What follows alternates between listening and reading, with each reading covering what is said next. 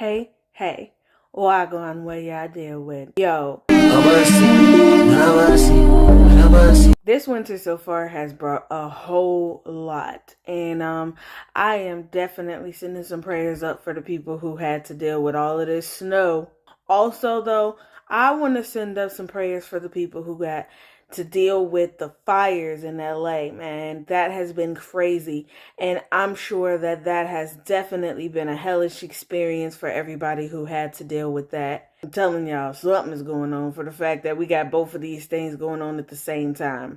Crazy. But today I wanted to talk about a couple of different things. And the first thing that I wanted to get into, what does it look like to be vulnerable in a relationship? And why is it harder to do that than to be with somebody that you got to put the mask up for? It is so much harder to love a real one than it is to be in relationship with a fraud. Someone who holds you accountable to who you say you want to be, someone who recognizes your potential, but meets you where you are, someone who wants your vulnerability. Like, I want to know how you think. I want to know why you made the choices you made. It requires a level of intimacy that you never have to do when you're just trying to see if someone's cheating and checking phone messages. And like, you don't have to be vulnerable in those relationships. You got to be tough. You got to be strong. You got to be hard. But now here comes someone that says, I want to be your soft place. And you got to figure out, how do I tear these walls down? And you have to figure out, how do I give this language, and how do I let them know up underneath this strength that there is still a broken 13-year-old girl, a broken 15-year-old girl. And I got to let you see her, and to let you see how she sometimes gets upset and flares up. And it's petrifying. He ain't lying. It could be easy in a relationship if you could just put up the mask and you can just show, whatever side of yourself that you want to, then that can be easy in a relationship, because then you don't have to go much deeper than the surface. Usually those relationships don't go very far. And usually if somebody dates in this way, or they get into relationships in this way, they're probably going to be somebody that has multiple different relationships that probably don't have much significance to them. But it's much harder to break down those walls. It's much harder to break down that protection and show your vulnerability in a relationship, because then you have to face a lot of things that you may not even know that you didn't face. You may have to look at a part of yourself that you might think is ugly.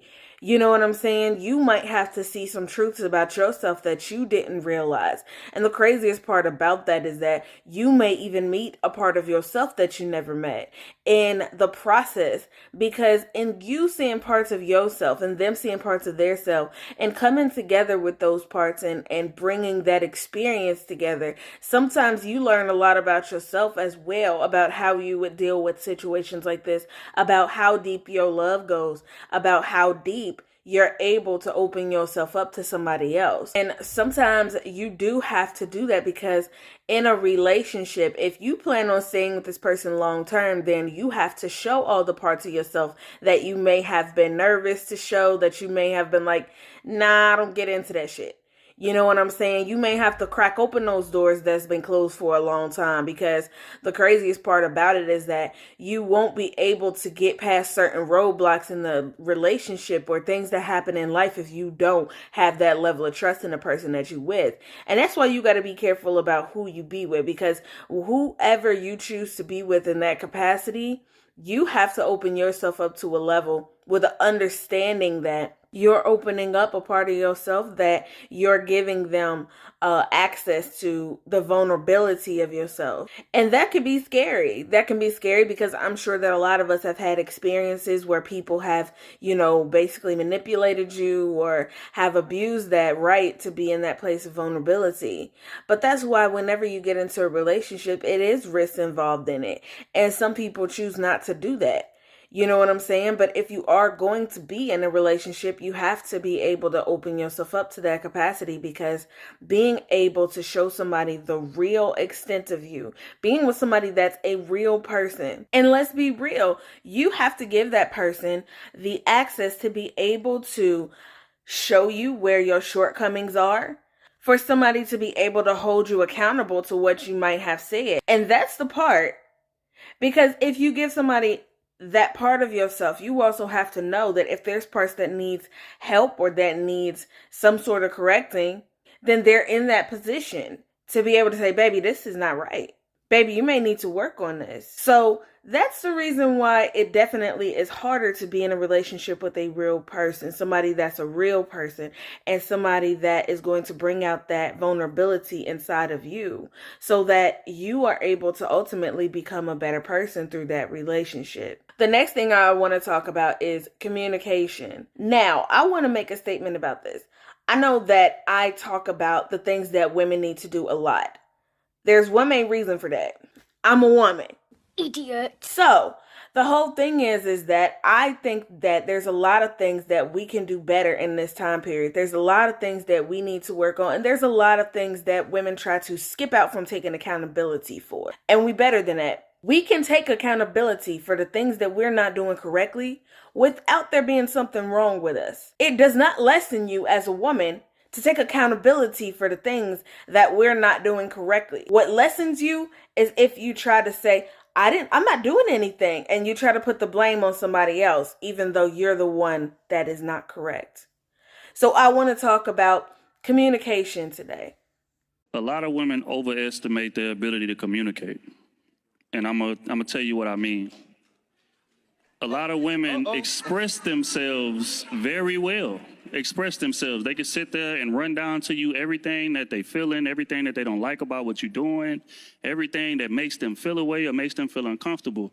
But when it's time to receive the information, I think that if women would live up to the communication standard that they set, then that would open the door for men to be way more communicative. But until then, you're going to get men who shut down and keep things in. It's a lot easier for women to articulate what we're feeling than to allow somebody else to articulate what they're feeling about what we do. For example, let's say that you're doing something to your husband or your man that is making him feel uncomfortable, that's making him feel like he's being nagged, that's making him feel like he don't got a voice in this whole thing. It's a lot easier for you to tell him, well, I feel like this about what you're doing, right?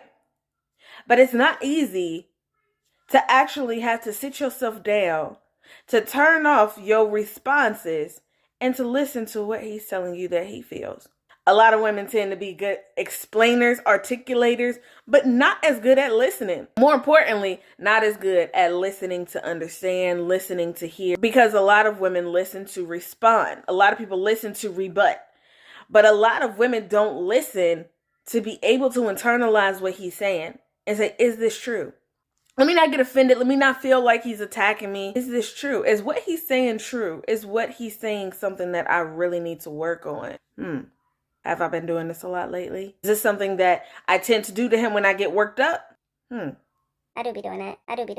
And then the more that you allow yourself to be able to open yourself up and say, I could be the one that's wrong, the more that you'll be able to effectively have communication, because actually if communication is one-sided, you're not really communicating. You just bumping your gums. Shut the fuck up. You just want what you have to say to be the only one that's being heard. Let's be for real. The ability to be able to listen, to internalize, to actually analyze what's being said and say, this might just be true. I have more recently been going off on him about every little thing that's true. I have been doing it. Okay, how can I change this? Once you begin to ask those questions, it's a lot easier for him to be able to hear what you have to say also. So I want y'all to give me some feedback on the things that we talked about today. And I want y'all to hop in the comments and tell me if y'all have had any experiences like the one that we talked about. How is your communication skills? Do you have a hard time hearing when somebody's saying something about you that you don't want to hear? Is it sometimes hard for you to accept that you may be the one that's wrong? Also, is it hard for you to open up in relationships? Are you the type of person that you have a hard time letting somebody get to the vulnerable part of you? Let me know something. I'm going to go ahead and leave my social media information right here like I always do, so that you guys can go ahead and tell me what y'all think. I want y'all to check out all the other posts and things that I have on those pages and let me know what y'all think about those too. Also, I'm going to go ahead and put my YouTube information right here as well, so y'all can go ahead and subscribe to my channel and check out all the other videos that I have on there, and also be privy anytime that I do post another video. Hit me with some likes, show me some love. But in the meantime, in between time, Peace. Beautiful brown is born of the earth.